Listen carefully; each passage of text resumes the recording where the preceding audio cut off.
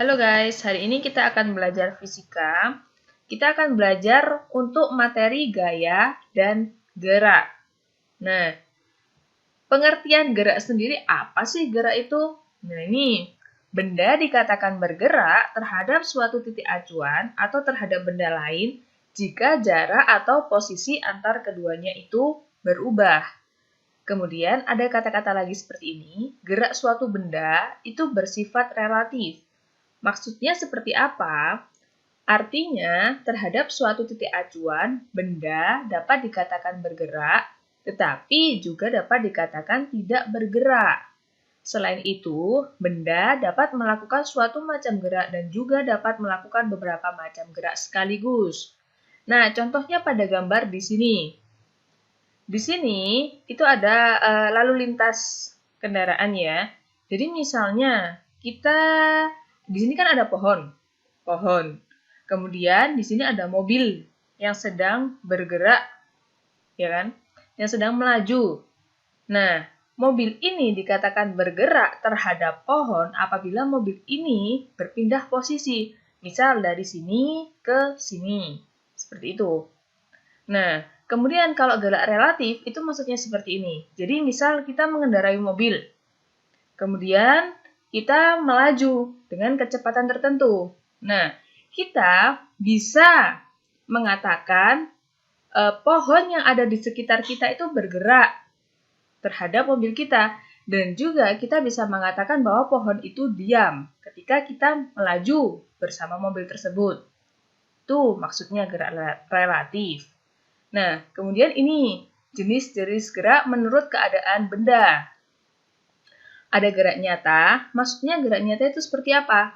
Gerak suatu benda yang diakibatkan oleh perubahan jarak dan atau posisi terhadap titik acuan.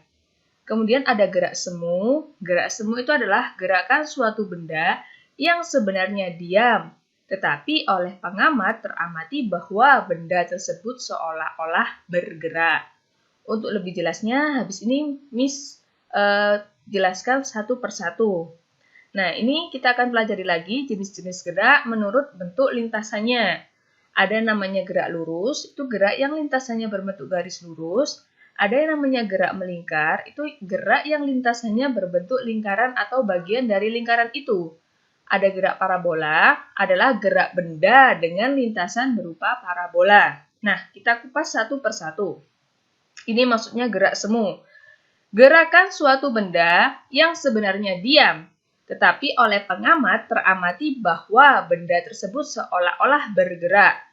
Gerak semu ini biasanya diakibatkan oleh keadaan pengamat yang sedang bergerak atau yang sedang berada dalam sistem yang bergerak.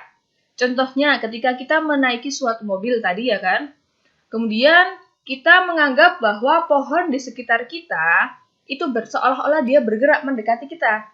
Padahal yang bergerak itu bukan pohonnya, tetapi yang bergerak itu adalah kita bersama dengan mobil tersebut. Ya, itu namanya adalah gerak semu. Nah, next, ini gerak lurus. Gerak lurus adalah gerak yang lintasannya berupa garis lurus. Apa sih lintasan itu? Lintasan adalah titik-titik berurutan yang dilalui oleh suatu benda yang bergerak. Nah, ini contoh dari gerak lurus. Gerak lurus itu contohnya adalah kereta api yang berjalan melalui rel kereta api yang berupa lintasan lurus. Kalau melengkung bukan lagi garis lurus. Ini ada lagi contoh dari gerak lurus. Itu adalah pesawat terbang yang sedang melintasi lintasan berupa garis yang lurus. Nah, nanti kita akan belajar mengenai gerak lurus lebih lanjut. Itu di materi selanjutnya. Jadi nanti gerak lurus itu akan dibedakan menjadi gerak lurus beraturan dan juga gerak lurus berubah beraturan. Next, ini adalah gerak melingkar. Gerak melingkar adalah gerak yang lintasannya berbentuk lingkaran atau bagian dari lingkaran itu. Dalam gerak melingkar, jarak benda dengan pusat putaran itu tetap. Tetapi posisi benda terhadap pusat lingkaran itu berubah-ubah. Seperti ini pada solar system. Jadi jarak antara bumi dengan matahari itu tetap. Tetapi ketika dia memutari matahari, dia akan berubah posisinya. Posisinya akan berubah dari sini, ke sini, ke sini, dan kembali lagi ke sini.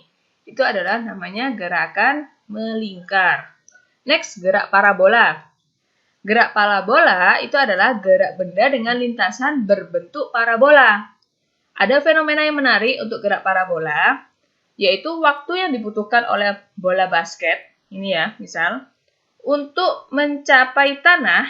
Jadi ketika kita dari titik puncak ini, untuk mencapai tanah kembali, itu sama dengan waktu yang dibutuhkan oleh bola yang dijatuhkan vertikal tanpa kelajuan awal dari ketinggian yang sama. Misal kita melempar bola basket, nah ini puncaknya itu kan ada di sini. Nah, ketika ada bola, kebetulan ada bola lain di sini yang dijatuhkan secara vertikal ke bawah, itu waktu yang ditempuh ketika dia jatuh ke sini dan waktu yang ditempuh ketika dia jatuh vertikal itu adalah sama. Jadi contoh dari gerak parabola itu bisa kita lihat ini, orang yang sedang melempar bola ke dalam ring, ya kan? Kemudian ada tendangan yang berbentuk seperti parabola, setengah lingkaran. Oke. Demikian penjelasan dari Miss. Miss akhiri, bye-bye.